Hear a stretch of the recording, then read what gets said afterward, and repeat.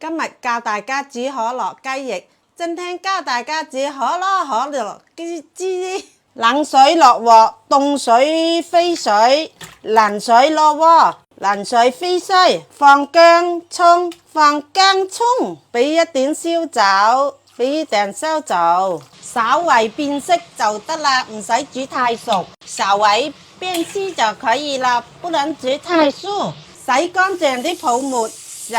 乾淨啲泡沫，啲水冇倒留返俾個仔補身體，啲水不倒留返俾個仔補身體。熱鑊冷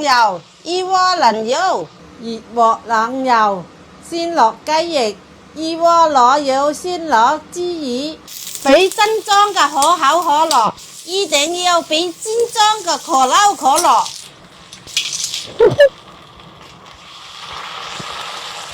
燜到乾水，嗱就煮乾水就得啦，嗱就煮乾水就可以啦，一樣都唔使俾，就係俾可樂煮乾水就得啦，一樣都不能俾，就俾可樂煮乾水就可以啦。啲雞翼好似我咁甜，嘰哩咕；啲知你我咁甜，嘰哩咕。